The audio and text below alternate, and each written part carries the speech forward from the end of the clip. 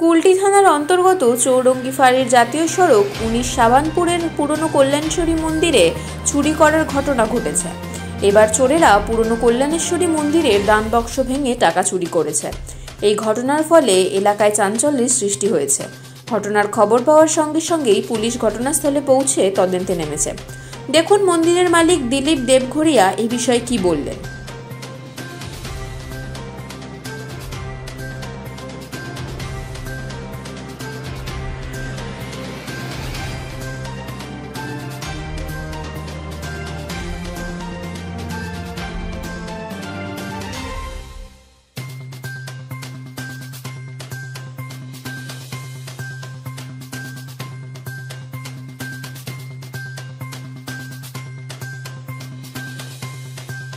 সকালে আমি মায়ের ভোগের জিনিসপত্র নিয়ে আসছি, এসে হঠাৎ দেখছি যে বলছে এরা মন্দিরে কালকে বাসটা ভেঙে দিয়েছে। বাসটা ভাঙলে কি করে? তালা দিয়ে আছে, বলে তালাটা ভেঙেছে। তো এটা কমসে কম 10 বছরের থেকে আজ দিয়ে আছে। রানীমার ফরেন থেকে লোক এসেছিল, আমার সামনে 20-25 হাজার টাকা দিন ছিল, তখন নেই। তবে যে হোক সে দিচ্ছেই, যাই হোক দানপেটিতে যা আছে ছেলে।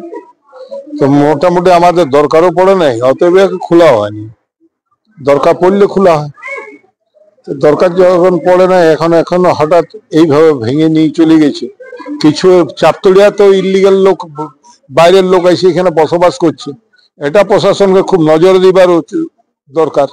আমি অনুরোধ করি প্রশাসনকে যে চাপতলিয়াতে হয় এই যে ড্যামেজ কোয়ার্টার গুলাকে ডিমোশনাইজ করে দেয়, আর আদারওয়াইজ বাইরের লোককে হাঁটাক। এখানে ভেঙেছে এখানে মন্দিরের এগুলো সব নিয়ে গেছে। মেন গেট ভেঙেছে, মেন গেট ভেঙে বাদে যে বাস কাট লক করা আছে সে গোটা বাস কাটায় ভেঙেছে এবং খুচরো পয়সাগুলো রেখে দিয়ে গিয়েছে। বাকি তাহলে বুঝতেই পারছেন যে মোটা নোট গুলো নিয়ে গেছে। আর কি কিছু না, আর তো কিছু নিয়ে জানে। ভিতরে মায়ের কিছু নিয়ে গেছেন, ভিতরে ঢুকতে পারেনি, ভিতরে তালা ছিল।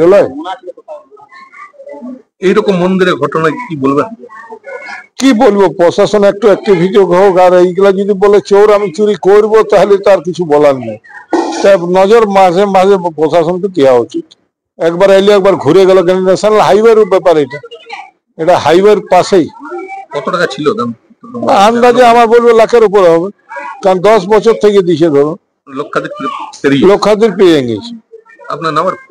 আমি হেরিডিটি চিফ প্রিস্ট কল্যাণেশ্বরী মন্দির, দিলীপ দেবঘরিয়া।